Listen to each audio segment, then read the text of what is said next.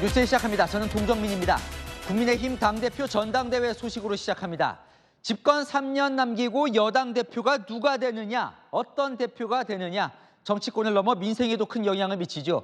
이번 주 4파전으로 대진표가 짜여졌고 친윤, 비윤, 친한, 비한 구도도 명확해진 상황. 초반 흐름은 한동훈 후보의 우세입니다. 반윤 후보라 공격도 받았지만 대통령 지지층에서도 과반 이상 지지를 얻었고 그러다 보니 다른 후보들 간의 연대설도 제기되고 있습니다. 조민기 기자입니다. 국민의힘 당대표 대진표가 4파전으로 짜인 후 초반 흐름은 한동훈 후보의 우세가 이어지고 있습니다. 국민의힘 지지층을 대상으로 한 여론조사에서 약 60%가 한 후보를 지지했고 나경원, 원희룡 후보가 나란히 14.1%, 윤상현 후보가 추격하는 것으로 나타났습니다. 윤석열 대통령의 국정 운영을 긍정적으로 평가한 응답자 중에서도 한 후보 지지율이 57.6%, 과반이었습니다. 한 후보의 최상병 특검법 대안 발의 언급 이후 반윤 후보라는 공격을 받았지만 여론에는 별 영향을 주지 않은 겁니다. 한동훈 후보의 강세 흐름이 이어지자 나경원, 원희룡 연대설도 솔솔 나옵니다. 저는 늘 열려 있습니다. 네. 누구와도 손잡고 누구와도 협력을 할 생각입니다. 일부 친윤의 기획에 따라 갑작스럽게 등장한 후보와 연대하는 것은 일고의 가치가 없다는 입장을 밝힙니다. 후보들은 오늘도 바쁘게 움직였습니다. 한 후보는 첫 지방 일정으로 대구를 찾았습니다. 제가 저의 새로운 정치를 대구에서 시작합니다. 원 후보는 부산을 방문해 박형준 부산시장과 만났습니다. 직접 나오셨어요. 고생합니다. 우리도 또 허그하면 너무. 나 후보는 경기도 의원들을 만나 수도권 민심 공략에 주력했고 윤 후보는 당 혁신 방안을 발표했습니다. 채널A 뉴스 조민기입니다. 하지만 실제 당대표를 결정하는 건 여론조사가 아닙니다. 당원 투표, 당심 비중이 가장 크죠. 후보들이 출마 선언하자마자 앞다퉈 대구, 경북 TK로 가는 이유입니다. 당원이 가장 많은 지역이니까요. 실제 대구 당원들의 마음은 어떤지 최수연 기자가 들어봤습니다. 국민의힘 당권주자 4명은 출마 선언 전후에 모두 대구, 경북을 방문했습니다. TK 지역은 국민의힘 당원 5분의 1가량이 몰려있는 지역으로 당심 80%, 민심 20%로 치러지는 이번 전당대회에서 중요한 표밭입니다. 대구 당심은 누구에게 있을까? 당대표의 최우선 자질을 물었더니 민주당과 잘 싸워야 한다는 답변이 돌아왔습니다. 민주당과 잘 싸우신 자기 대통령감으로서 자기의 할 말을 한다고 생각합니다. 윤석열 대통령과의 관계에 대해선 아부하는 대표는 안 된다면서도 화합은 필요하다고 했습니다. 대통령한테 아부하는 그런 대표는 저는 싫어합니다. 진짜 국민만 생각하는 그런 당대표가 돼야 됩니다.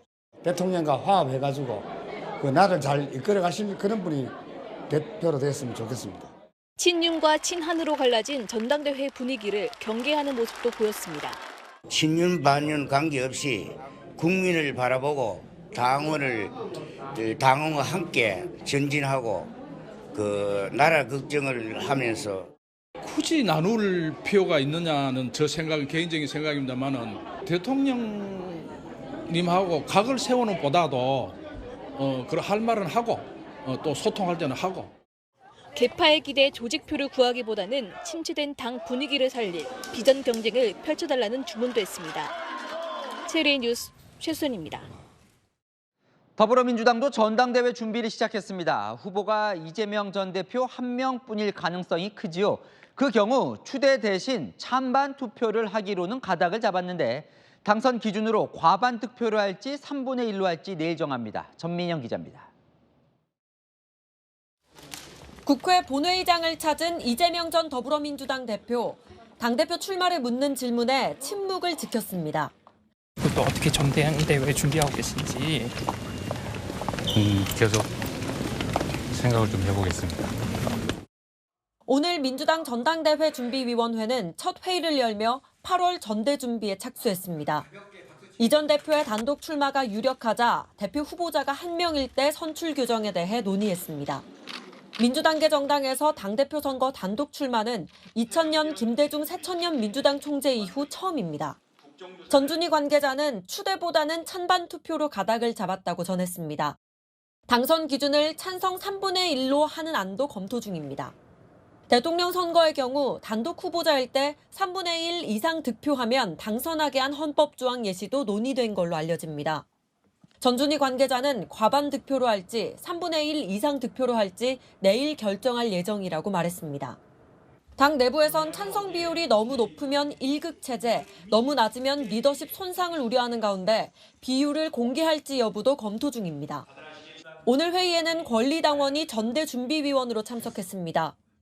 당원이 중심이 되는 당원의 마음이 당심이 되고 그게 민심이 돼서 국민을 섬길 줄 아는 민주당이 되기를. 이번 전대에서 대의원 대비 권리당원의 힘은 지난 전당대회와 비교해 3배 정도 커질 걸로 보입니다. 채널A 뉴스 전민영입니다. 검찰은 문재인 전 대통령 가족, 특히 딸 다혜 씨 주변의 금전 흐름을 들여다보고 있는데요. 김정숙 여사와 딸 다혜 씨 사이에 제3자를 통해 주고받은 현금 5천만 원을 수사 중입니다. 일종의 차명 거래를 한 정황을 포착한 걸로 전해지는데요. 금융정보분석원 FIU도 거래 흐름이 이상하다고 보고 검찰에 통보했습니다. 김정숙 여사 측은 마구잡이 수사라고 비판했습니다. 공태현 기자의 단독 보도입니다. 문재인 전 대통령 배우자 김정숙 여사가 지인을 시켜 딸 문다혜 씨에게 현금 5천만 원을 전달한 건 지난 2020년. 금융정보분석원 FIU는 이 돈 거래에서 이상 징후를 포착했습니다. FIU는 불법 재산이라 의심되거나 자금 세탁 행위가 의심될 경우 검찰에 통보하고 있습니다. 제3자를 통해 딸에게 입금한 정황이 이상하다고 본 건데 해당 돈은 딸 다혜 씨가 국내 부동산 매수 과정에 쓰인 것으로 알려졌습니다. 검찰은 FIU로부터 세부 내역을 통보받아 수사 중입니다. 검찰은 전직 청와대 관계자들을 압수수색하면서 영장 청구서에 김정숙 여사가 돈을 보낸 경위를 파악할 필요가 있다고 기재했습니다. 법원은 영장을 발부했고 검찰의 압수수색은 진행됐습니다. 당시 청와대에서 일했던 다수에 대해 무차별적으로 수사가 진행되고 있을 뿐 아니라 무분별한 압수수색과 계좌 추적이. 검찰은 문 전 대통령 부부가 다혜 씨 부부를 지원하는 과정에서 청와대 관계자들을 동원한 경위와 돈의 출처 등을 밝히는 데 집중하고 있습니다. 이와 관련해 김정숙 여사를 대변하고 있는 윤건영 민주당 의원은 돈 거래 내역을 묻는 채널A 질문에 검찰이 마구잡이 수사와 언론 플레이로 의혹을 부풀린다고 답변했습니다. 채널A 뉴스 공태현입니다. 사실 이 수사의 시작은 문재인 전 대통령 사위의 특혜 채용 의혹이죠. 검찰은 그 채용 대가로 이상직 전 의원에게 중진공 이사장 자리를 준 것 아니냐 의심하고 있는데 그것을 넘어서서 장관직을 희망하면서 입각 로비를 한 의혹에 대해서도 수사 중입니다. 이어서 손인혜 기자입니다. 문재인 전 대통령 사위 취업 대가로 중소벤처기업진흥공단 이사장에 임명됐다는 의혹을 받는 이상직 전 의원. 검찰이 이 전 의원이 장관직까지 희망했다는 내부 관계자 증언을 토대로 관련 의혹을 수사 중인 것으로 확인됐습니다. 문 전 대통령 사위 서 씨 취업 대가로 중진공 이사장 자리와 총선 공천 특혜에 이어 입각 로비까지 의심하는 겁니다. 채널A 취재 결과 이 전 의원 측근 A씨는 2021년 11월 이 전 의원의 횡령 배임 재판에서 이 전 의원이 국토부 장관이 되려고 했던 게 맞느냐는 검찰 질문에 국토부 장관은 처음 듣는다. 중소벤처기업부 장관을 원했던 걸로 안다고 증언했습니다. A씨는 이 전 의원과 오랫동안 알고 지냈고 이스타항공과 중진공에서도 함께 근무한 것으로 전해졌습니다. 기업인 출신이니까 중소벤처기업부에 관심이 많았고 국회의원 시절에 대선을 앞두고 있으면서 중소기업청을 중소벤처기업부로 승격시키는 공약을 이상직 의원이 제안을 했었기 때문에 검찰은 이 전 의원을 둘러싼 의혹들과 관련해 청와대 인사수석실 관계자들을 소환하며 사실관계를 파악 중입니다. 채널A 뉴스 손인입니다. 온 나라를 충격에 빠뜨린 이태원 참사 직후 윤석열 대통령이 조작된 사건일 가능성을 배제할 수 없다고 했다. 이런 주장이 나왔습니다. 다름 아닌 김진표 전 국회의장이 독대 때 들은 대화라며 회고록에 쓴 내용입니다. 구자준 기자의 단독 보도입니다. 김진표 전 국회의장이 회고록에서 2022년 12월 윤석열 대통령과 독대하며 나눈 대화 내용을 공개했습니다. 이태원 참사와 관련해 참사 약 한 달 뒤 윤 대통령이 이 사고가 특정 세력에 의해 유도되고 조작된 사건일 가능성도 배제할 수 없다. 그럴 경우 이상민 행정안전부 장관을 물러나게 한다면 그것은 억울한 일이라고 말했다는 겁니다. 김 전 의장이 윤 대통령에게 이 장관이 정치적 책임을 지고 사의를 표명하는 것이 옳다고 말하자 윤 대통령이 이렇게 답변해 깜짝 놀랐다고 김 전 의장은 표현했습니다. 김 전 의장은 극우 유튜버의 방송에서 나오고 있는 음모론적인 말이 대통령의 입에서 나온다는 것을 믿기가 힘들었다고 회상했습니다. 더불어민주당은 입을 다물 수 없을 만큼 충격적이라고 비판했습니다. 서울 한복판에서 159명의 사람들이 억울하게 목숨을 잃었는데 대통령은 음모론만 좇으며 자신의 잘못과 책임을 부정하고 있었다니 속에서 천불이 납니다. 대통령실은 멋대로 왜곡했다고 반박했습니다. 대통령에게 독대를 요청해 나누었던 이야기를 멋대로 왜곡해서 세상에 알리는 것은 개탄스러운 일이라고 했습니다. 당시 어떤 발언을 했는지는 구체적으로 밝히진 않은 채 대통령은 사고 당시 119 신고 내용까지 다 공개하도록 지시한 바 있다고 강조했습니다. 채널A 뉴스 구자준입니다. 민주당을 비롯한 야권이 김홍일 방송통신위원장 탄핵 소추안을 발의했습니다. 이 여권에서는 MBC 최대 주주인 박문진 이사진 교체를 막으려는 의도라고 비판하는데요. 이 여소야대 국면에서 탄핵안 의결 자체를 막을 방법은 없습니다. 김홍일 위원장의 향후 거취, 이동관 모델로 갈지 이상민 모델로 갈지 검토 중이라는데 자세한 내용은 이상원 기자가 보도합니다. 민주당 등 야5당은 김홍일 방송통신위원장에 대한 탄핵 소추안을 발의했습니다. 당론으로 채택했고 다음 주 강행 처리 가능성도 시사했습니다. 이번 임시국회 내에 탄핵 소추안을 통과시킨다는 목표를 갖고 있고요. 5인 합의제 기구인 방통위를 대통령 추천위원 2명만으로 운영하는 건 직권남용이자 위법이라는 겁니다. 탄핵 소추안이 국회 본회의에서 의결되면 헌법재판소 결정이 내려질 때까지 김 위원장의 직무는 정지됩니다.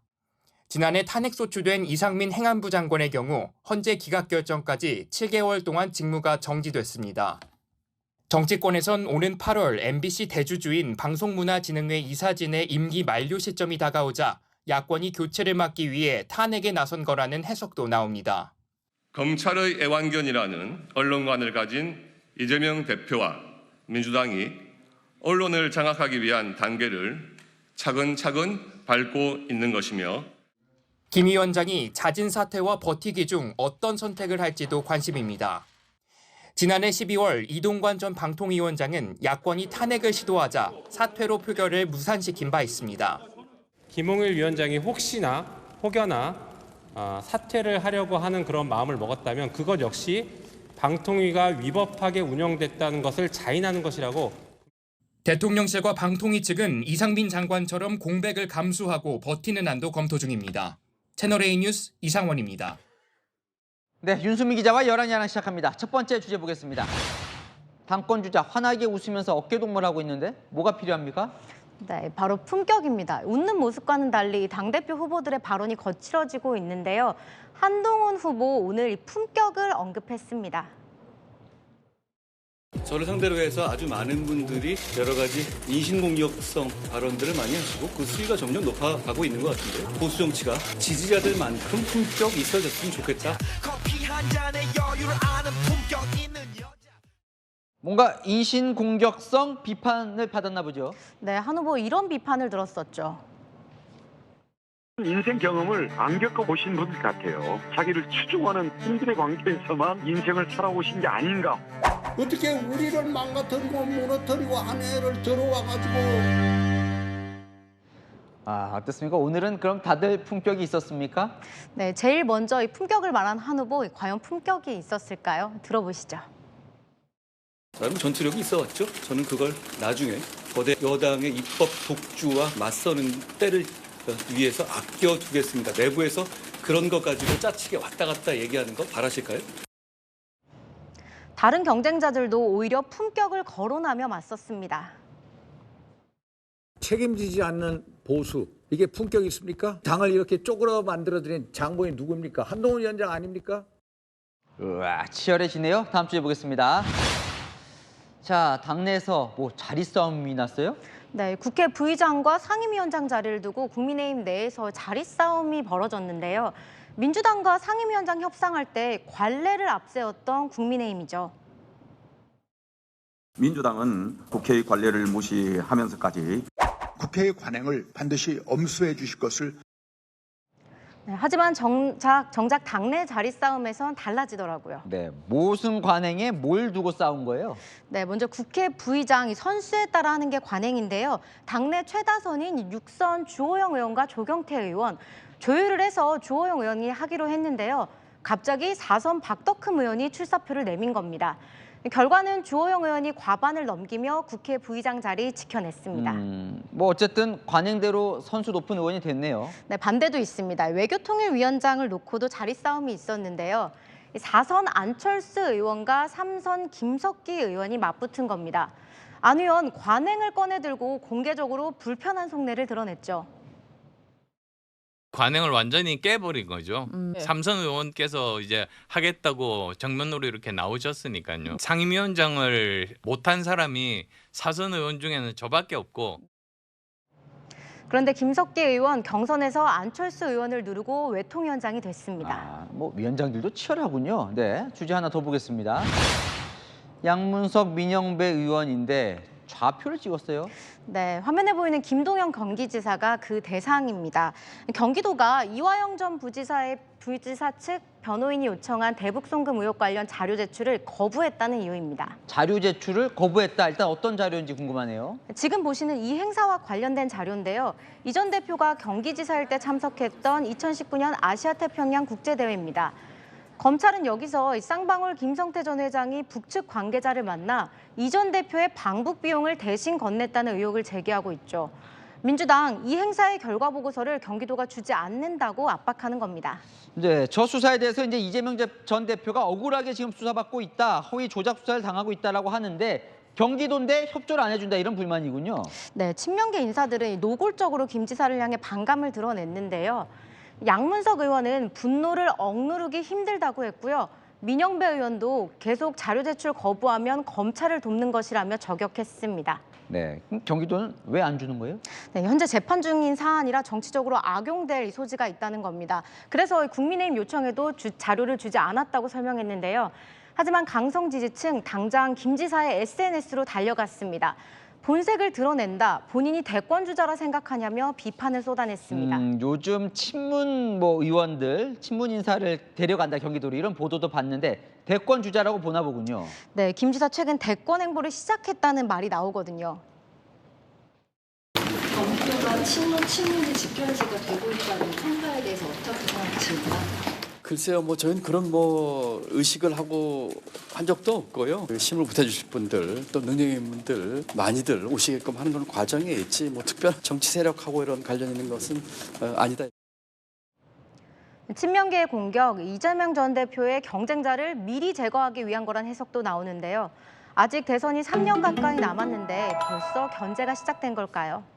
네, 지금까지 야랑야랑이었습니다. 네, 다음 소식입니다. 북한이 탄두 여러 개를 탑재해서 동시에 공격하는 다탄두 시험에 성공했다며 사진을 공개했습니다. 하지만 우리 군은 사진이 조작됐을 가능성이 있다고 밝혔습니다. 더 자세한 내용은 김용성 기자가 전합니다. 북한 조선중앙통신이 오늘 오전 공개한 사진입니다. 탄두 여러 개를 탑재해 다수 표적을 동시에 공격하는 다탄두 시험에 성공했다고 밝혔습니다. 북한은 분리된 탄두들이 3개 목표 지점에 정확히 유도됐다며 어제 우리 합동참모본부가 밝힌 미사일 발사 실패 주장을 반박했습니다. 다탄두 미사일 기술은 김정은 국무위원장이 제시한 5대 과업 중 하나로 탄도미사일 한 발로 한국이나 미국의 주요 도시를 동시에 타격할 수 있게 됩니다. 하지만 우리 군은 조작 가능성을 제기했습니다. 북한이 오늘 공개한 사진이 지난해 3월 액체연료 ICBM인 화성 17형 발사 장면을 짜집게 한 것이라며 재반박했습니다. 또 보통 다탄두 분리가 미사일 하강 단계에서 되는 것을 감안하면 발사 초기의 폭발에 탄두 분리가 이루어졌다고 보기는 어렵다는 겁니다. 우주 발사체도 실패했고 어제 발사 때도 실패를 했는데 그에 대한 포장을 하기 위해서 그러한 의도도 있다고 생각을 합니다. 하지만 전문가들은 러북 밀착 상황에서 북한이 다탄두를 거론하는 것 자체가 위협이 될 수 있다고 지적합니다. 러시아의 지원, 자문 이런 것들이 이루어질 수 있지 않을까, 훨씬 빠르게 다탄두 기술을 획득할 수 있지 않을까. 북한은 어젯밤 또다시 오물풍선 180여 개를 살포하며 도발을 이어간 가운데 우리 군은 당장 대북 확성기 방송을 재개하지 않았지만 계속 오물풍선을 살포하면 재개하겠다며 경고했습니다. 또 한미일 첫 다영역 훈련인 프리덤 엣지도 오늘부터 사흘간 한반도 인근에서 실시한다고 밝혔습니다. 채널A 뉴스 김용성입니다. 강제북송 탈북민의 참상이 통일부의 인권보고서를 통해서 낱낱이 공개됐습니다. 특히 여성에 대한 인권 침해가 심각했는데요. 자세한 내용은 박수유 기자가 전합니다. 일단 강제 낙태는 기본이고 왜 이렇게 잡종을 임신해서 낳았냐고 어머나 배를 발로 차는 거예요. 떨어지라고.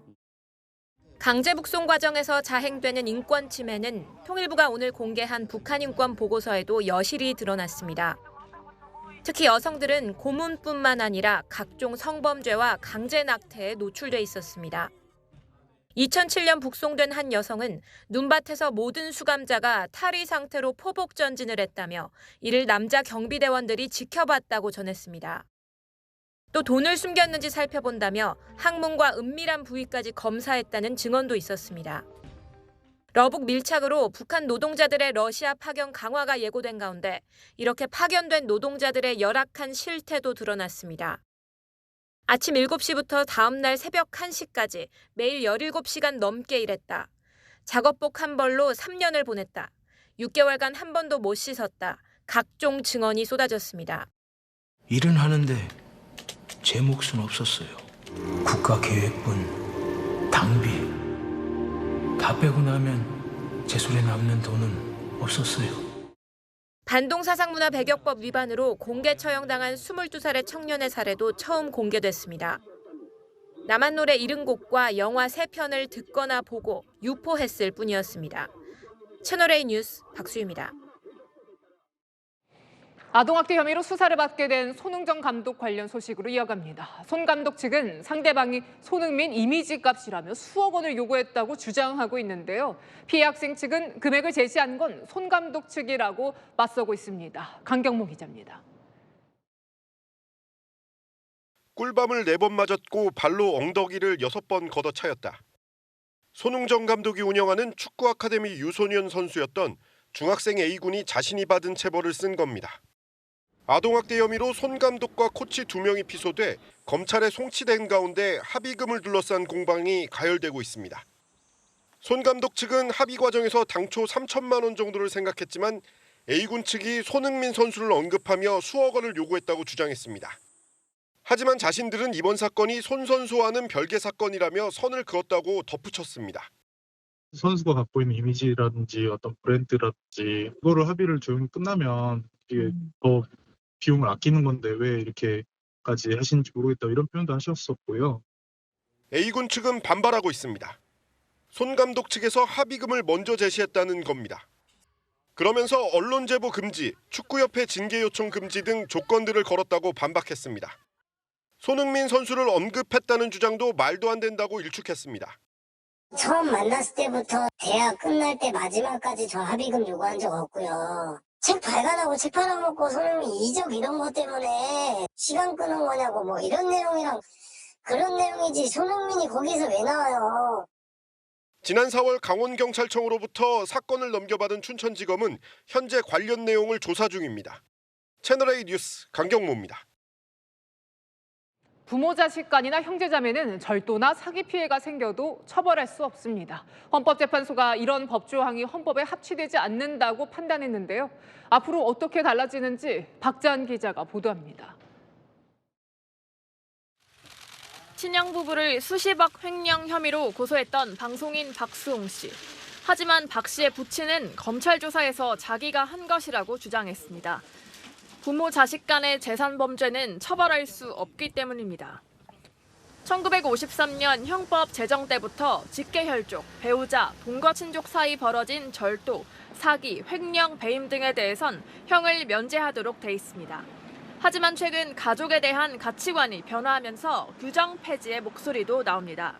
가족을 고소하기란 좀 쉽지 않은 선택이잖아요. 그런 부분이 법이라는 울타리 안에서 좀 해결이 돼야지 좀 그게 될 텐데 그거를 오히려 가족이 악이용하는 것 같은 느낌이 들어서. 그리고 오늘 헌법재판소가 헌법에 어긋난다는 판단을 내렸습니다. 법 제정 71년 만입니다. 헌재는 가해자와 피해자 사이 일정한 친족 관계만 존재하면 구체적 관계나 피해 금액을 고려하지 않았다면서 부당함을 지적했습니다. 이에 따라 국회는 내년 12월 31일을 시한으로 피해 재산 규모나 친족 간 유대 관계에 따라 처벌하는 조항을 신설해야 합니다. 다만 친족이 재산 범죄를 저질렀을 때 피해자 고소가 있어야 기소할 수 있도록 한 조항은 그대로 유지됐습니다. 채널A 뉴스 박자한입니다.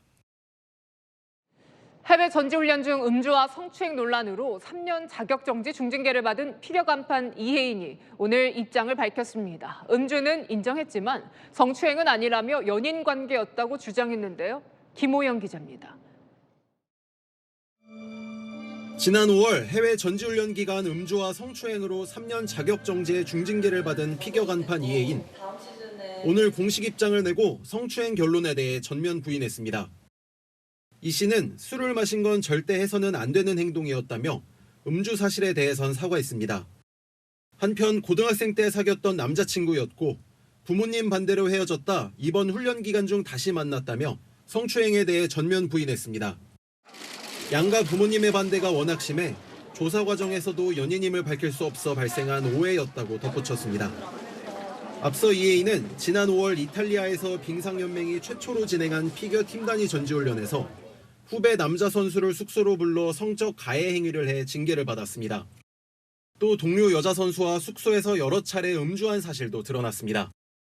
이혜인 측은 어제 대한체육회에 재심을 청구했습니다.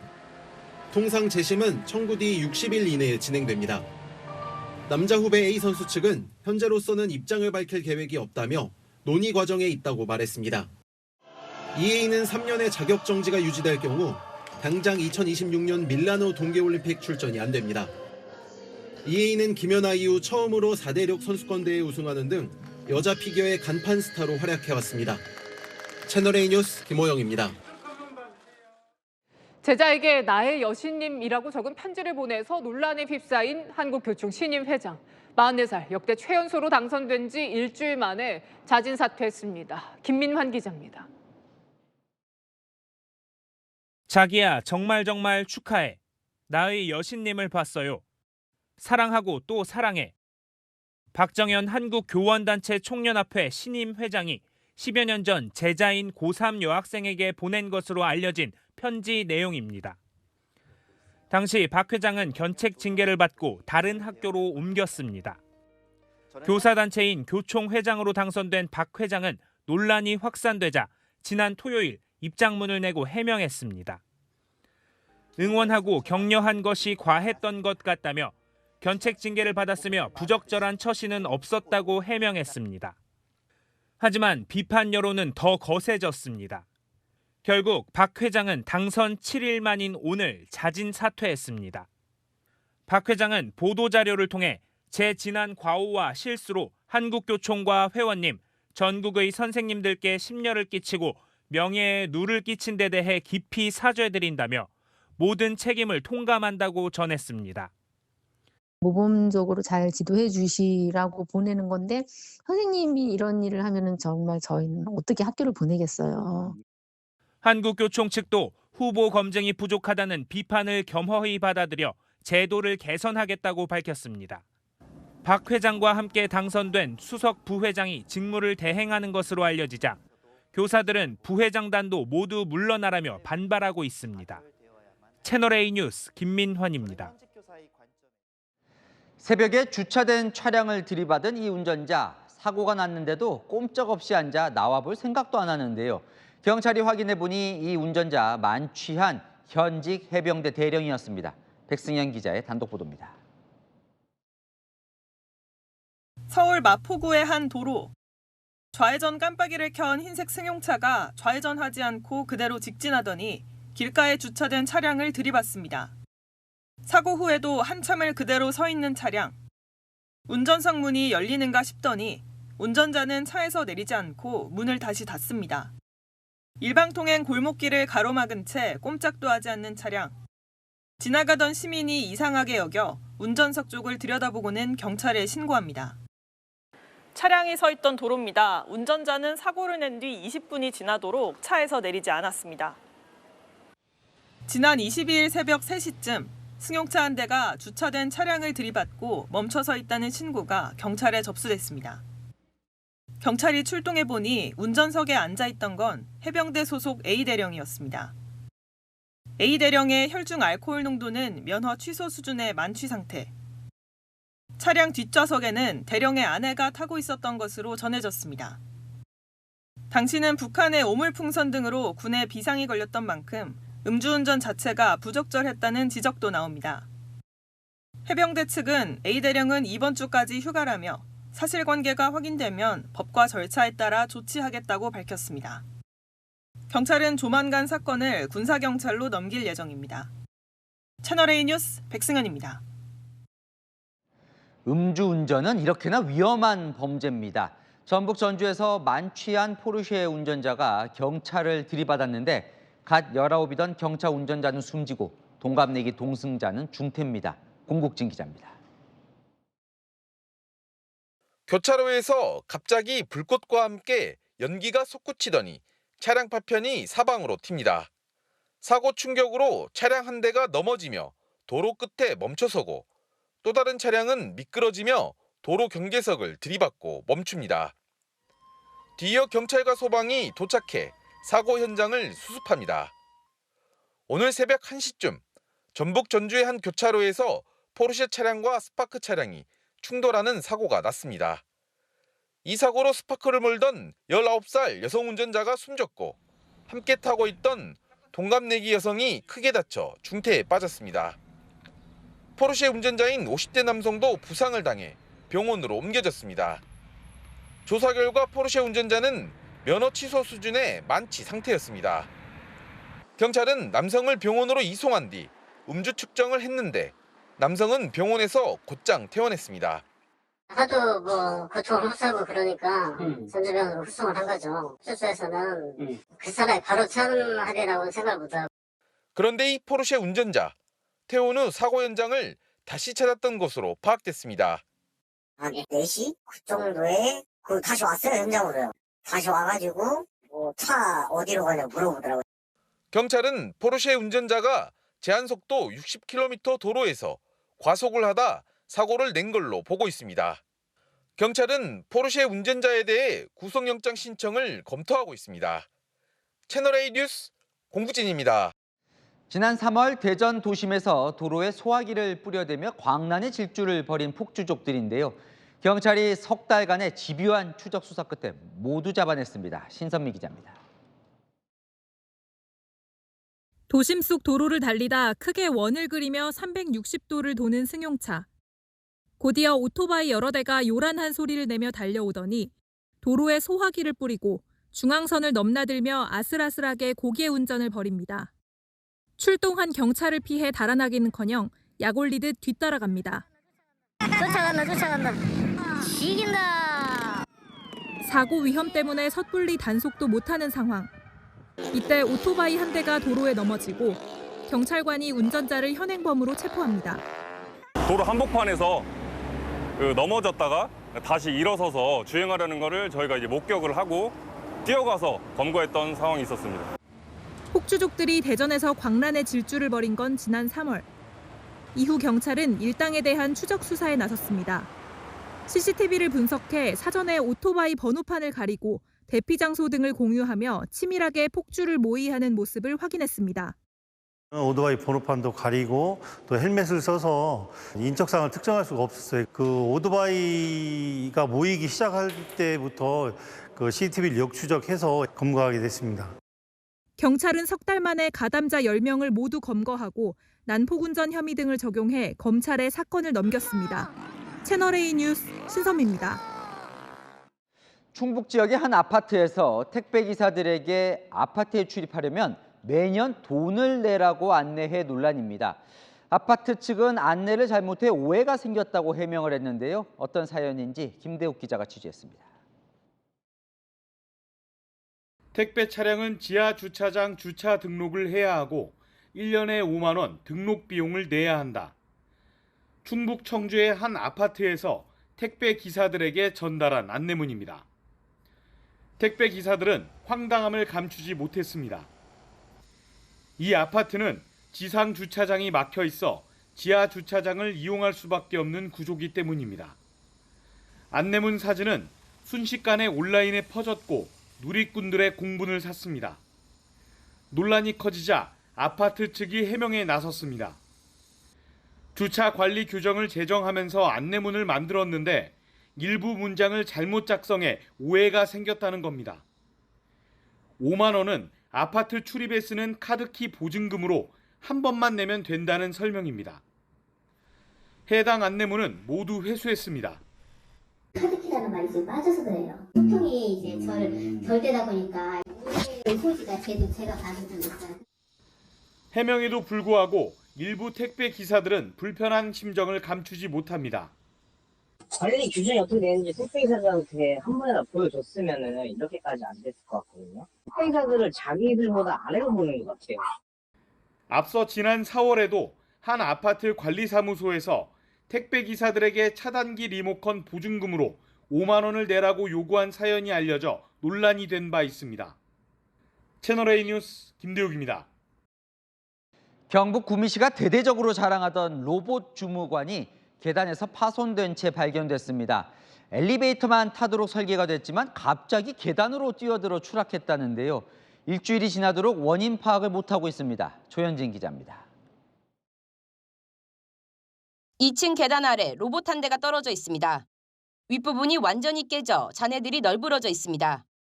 경북 구미시가 지난해 8월 특별히 임명한 로봇 주무관입니다. 인공지능을 활용한 행정 서비스 로봇입니다. 몸에 공무원증을 달고 오전 9시부터 오후 6시까지 근무를 했습니다.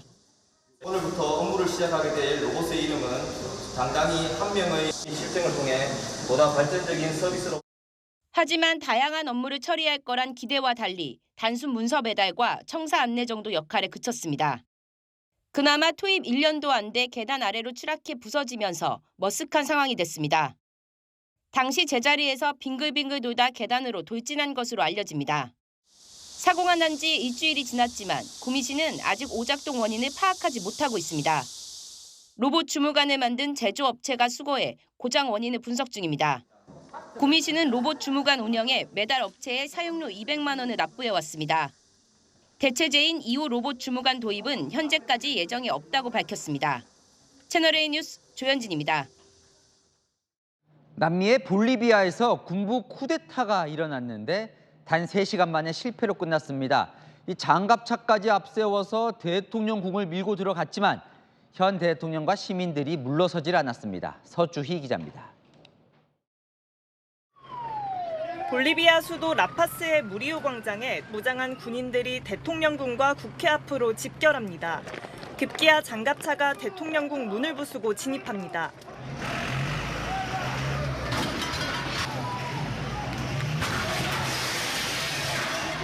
현지 시각 어제 볼리비아 군부가 쿠데타를 시도한 겁니다. 주동자는 전 합참의장인 후안 호세 수니가 장군으로 엘리트 집단이 국가를 장악했다며 나라를 국민의 것으로 만들겠다고 주장했습니다. 루이스 아르세 볼리비아 대통령은 긴급 대국민 연설을 하며 철군을 요구했고 군 지휘부 3명도 교체했습니다. 대통령의 대국민 성명은 TV를 통해 생중계됐습니다. Necesitamos que el pueblo boliviano se organice y se movilice en contra del golpe de Estado, en favor de la democracia. 민주주의를 지켜달라는 대통령의 대국민 연설에 국민들은 지지를 표명하며 오히려 군부를 비판했습니다. 이어 호세 윌슨 산체스 신임 합참의장은 수도 집결 장병 부대 복귀 명령을 내리자 쿠데타 세력은 결국 3시간 만에 철수했습니다.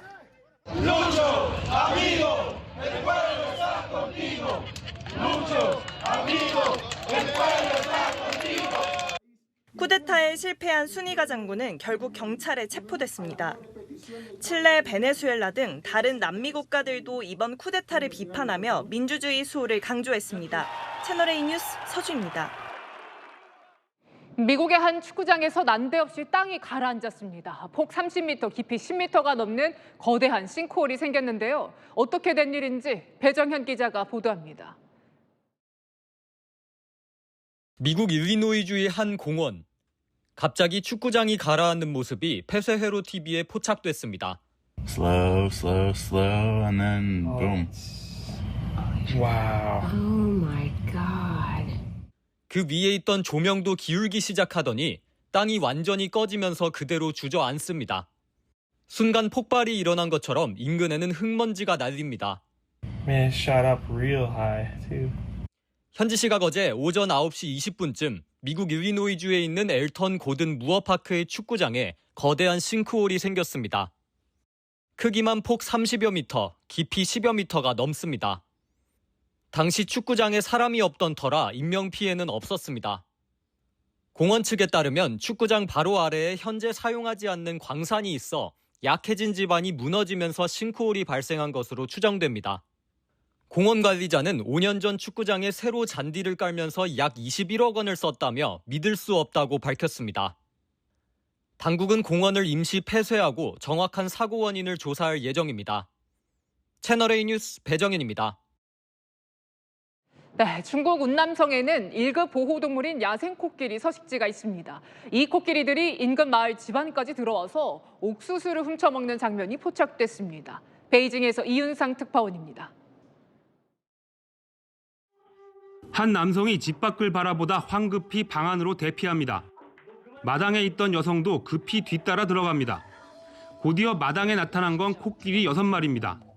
지붕에 닿을 정도로 몸집이 큰 이들은 이리저리 움직이며 뭔가 찾더니 코를 이용해 자루를 잡아 끕니다.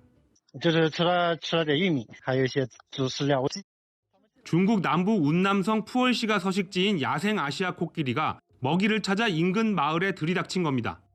마을 주민들은 이례적이라고 입을 모읍니다.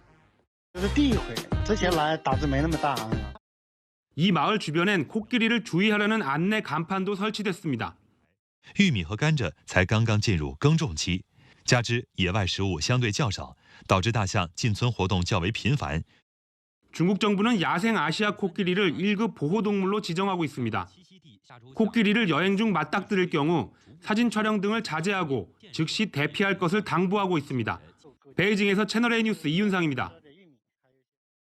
2년 뒤면 서울에서 울릉도까지 비행기로 1시간이면 갈 수 있게 되는데요. 천연기념물 매를 포함해서 울릉도에 사는 새들이 항공 안전을 위협할 수 있다는 우려가 나옵니다. 취재진의 드론에 매가 달려들기도 했는데요. 정성원 기자가 취재했습니다. 섬 끝쪽 봉우리를 파내고 바다를 메우는 공사가 한창입니다. 제 뒤로 보이는 울릉공항의 현재 공정률은 47% 정도입니다. 계획보다 공사 기간이 길어져 2년 뒤에 완공될 것으로 보입니다. 현재 100길로 서울에서 울릉도까지 10시간 정도 걸리는데 비행기로는 1시간이면 도착합니다. 독도도 3시간 만에 갈 수 있습니다. 지금 40만 관광객 입도에 100만 시대가 된다 그러면은 전체적인 울릉도 1차 산업 관광이 더 활성화가 되지 않겠나. 그런데 바다 위에 건설되는 울릉공항 주변에 서식하는 조류가 비행 안전에 변수가 될 전망입니다. 괭이갈매기는 울릉도와 독도 주변에 5만 마리가 서식 중입니다. 공항을 촬영 중인 취재진의 드론에 달려들며 예민하게 반응하는 새도 있습니다. 바로 천연기념물인 매입니다. 비행장에는 여러 가지 곤충이 많이 생겨가지고 여러 가지 이동성 조류들이 많이 모여요. 매가 이제 먹이를 사냥할 때 버드 스트라이크 가능성이 있는 거죠. 환경당국은 현재 괭이갈매기와 법정 보호종인 흑비둘기에만 위치 추적기를 달아 모니터링 중입니다. 울릉공항 운영에 앞서 조류 이동 경로를 파악하고 운항 시간과 경로 등을 조정하는 대책이 필요해 보입니다. 채널A 뉴스 정성원입니다. 생태계 폭군이라 불리는 황소개구리입니다. 최근 몇 년간 개체수가 줄었는데 올해 들어 전국에서 대규모로 포착되고 있습니다. 현장 카메라 김승희 기자입니다. 황소개구리, 토종 생물을 잡아먹는 포식자로 이 생태계의 폭군이라고 불릴 정도인데요. 한동안 개체수가 준 것으로 알려졌지만 최근 곳곳에서 대규모 서식지가 발견되고 있습니다. 현장으로 가보겠습니다. 하천 물속에 황소개구리 올챙이, 이른바 황챙이가 20마리 가까이 모여 있습니다. 3, 4년 전에는 한두 마리 예미가 보이더니 24년도에는 올챙이가 더 많더라고. 100마리 이상 몰려다니는 것 같아요. 직접 포획해봤습니다. 한 마리 잡았어요. 방금 잡은 황소개구리 올챙인데요. 아직 뒷다리도 제대로 안 났지만 성인 손바닥 크기만 합니다. 몸 길이는 15cm, 휴대전화 크기와 비슷합니다. 다 자란 성체의 경우 다리 길이까지 35cm 넘게 자랍니다.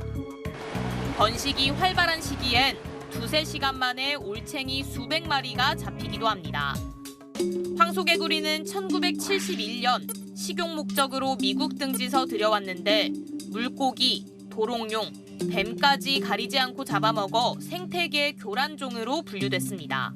아주 징그러 죽고 따라면서 그런데 보면은 풀이 있잖아요. 거기에 아주 그냥 달박달박해요. 유명 관광지를 가로지르는 이 하천도 최근 황소개구리에 점령당했습니다. 작년에 새롭게 유생이 발견이 돼가지고 저희가 추가적으로 조사를 하는 지점입니다. 주로 경기, 충남, 전북 등지의 하천과 연못에서 대량으로 포착됩니다. 바다 건너 제주도 황소개구리로 몸살입니다.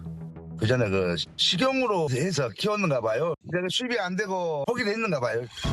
퇴치 사업 등으로 최근 몇 년간 개체수가 감소했지만 최근 산란기인 봄철 강수량이 늘면서 다시 대량 번식 조짐이 보이는 겁니다. 물이 알을 낳기 때문에 산란기의 강수 이런 것들이 요인으로 작용할 것으로 보여집니다. 한 번에 2만 개의 알을 낳을 만큼 번식력이 강한 황소개구리. 환경 변화에 맞춘 새 퇴치 전략이 필요합니다. 현장 카메라 김승희입니다.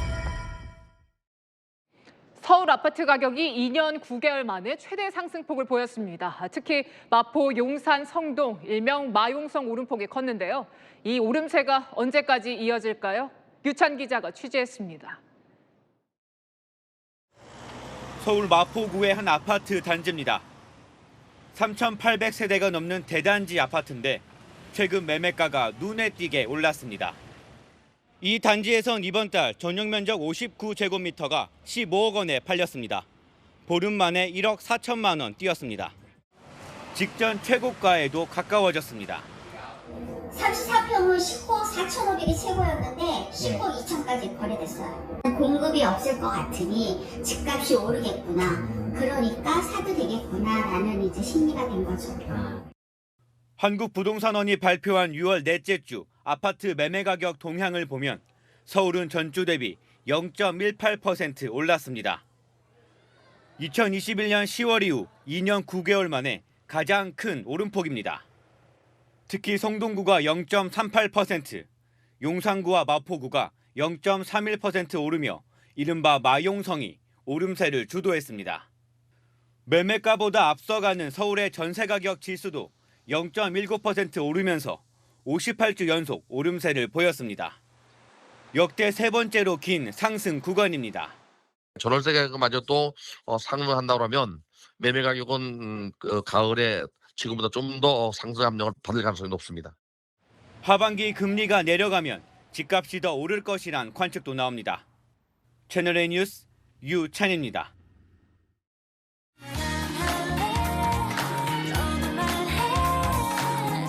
네, 걸그룹 뉴진스가 일본 현지에서 발표한 곡입니다. 그런데 일본어가 아닌 한국어로 부르죠. 일본어 가사가 필요 없을 정도로 K-팝의 저변이 넓어졌습니다. 그 현장을 김민지 도쿄 특파원이 취재했습니다.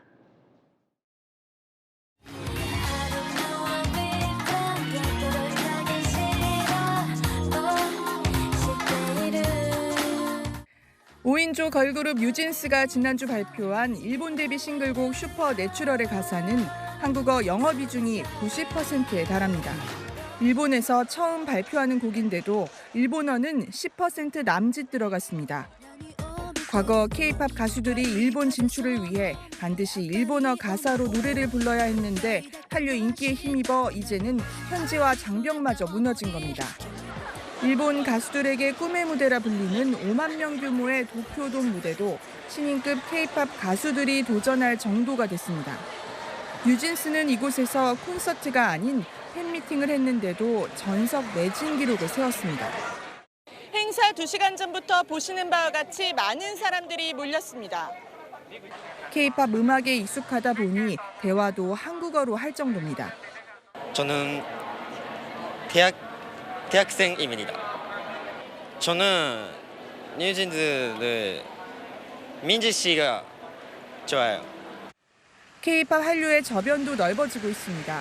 한국 가수들 관련 상품 판매점엔 한류의 가장 보수적이라 불리는 중년 남성들도 찾기 시작했습니다. 1年ぐらい前ですね。癒される感じです。 3할이 한국 아티스트의 공연인데요. 동원 수로를 보면은 거의 57%에 해당하는 수치이므로 일본어가 아닌 한국어 그 자체가 한류가 되는 시대가 됐습니다. 도쿄에서 채널A 뉴스 김민지입니다. 오늘 제주를 중심으로 강한 장맛비가 쏟아졌습니다. 도로가 침수되는 등 비 피해가 발생했는데요. 이번 주말부터 전국에 장마가 시작될 전망입니다. 취재기자 연결합니다. 홍진우 기자, 지금 어디에 나가 있습니까? 날씨 상황 전해주시죠. 네, 경남 창원입니다. 조금 전부터 빗방울이 내리면서 비가 시작됐습니다. 남부지방엔 장마전선 영향으로 오늘 밤부터 비가 예보됐습니다. 일찍이 장마가 시작된 제주도에는 오늘 강한 비가 내렸습니다.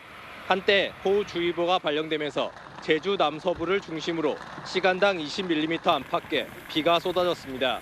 많은 비가 내리면서 일부 지역 도로가 물에 잠기기도 했지만 다행히 큰 피해는 발생하지 않았습니다. 내일 오전까지 제주엔 10에서 50mm, 부산과 경남 남해안엔 20에서 60mm 비가 더 올 것으로 보입니다. 장마는 토요일인 29일 전국에 비가 내리면서 본격화될 전망입니다. 평년 때보다 다소 늦게 시작되는 겁니다. 이번 주말과 다음 주 정체전선 움직임에 따라 전국에 비가 쏟아졌다 그치기를 반복할 것으로 보입니다. 이번 장맛비는 양도 많고 내리는 강도도 강할 것으로 예상되는데요. 29일 밤부터 30일 오전 사이엔 태백 산맥 서쪽 지역을 중심으로 시간당 최대 50mm의 강한 비가 내릴 것으로 예보됐고 일부 지역에서는 최대 120mm 이상의 폭우가 쏟아질 가능성도 있습니다. 여기에 풍랑이나 강풍특보도 발효될 수 있어 해상 활동에도 주의가 요구됩니다. 기상청은 전국이 본격적인 장마철로 접어든 만큼 철저한 대비를 당부했습니다. 지금까지 경남 창원에서 전해드렸습니다. 오늘 서울의 낮 기온 31.6도 등 중부지방은 무더웠습니다. 내일은 더 더워질 텐데요. 무더위가 쉬어갔던 남부지방도 30도를 넘기겠습니다. 지금 남부지방과 제주에 내리는 비는 내일 오전에 모두 그칩니다. 앞으로 영남 남해안에 60mm, 제주에 50mm, 남부 내륙에 최대 20mm가 더 내리겠습니다. 내일 오전부터 대부분 구름 많겠습니다. 다만 오후부터 밤사이 강원과 충북, 남부 곳곳에 최대 20mm의 소나기가 내리겠습니다. 동반되는 돌풍과 벼락에 유의해야 합니다. 내일 기온 22도 안팎에서 시작돼 한낮에 서울과 춘천 33도, 대전과 광주, 대구 32도까지 오르겠습니다. 이번 주말 전국에 비 예보 있습니다. 중부지방도 장마철에 돌입하는 겁니다. 비는 다음 주 내내 이어지겠고요. 비가 내리며 폭염은 꺾이겠습니다. 날씨였습니다. 여당 전당대회에 불이 붙으면서 난타전이 벌어지고 있는데요. 친윤이네 반윤이네 친한이네 반한이네 세력 다툼만 보이고 짜치다느니 처박았다느니 거친 말만 가득합니다. 이 집권 여당으로서 정부와 함께 국정을 어떻게 책임질 건지 비전이 보이질 않습니다. 이렇게로는 앞으로의 3년도 캄캄해 보이는데요. 마침표 찍겠습니다. 집권 여당 국민을 위한 계획이 없다. 뉴스에 마칩니다. 감사합니다.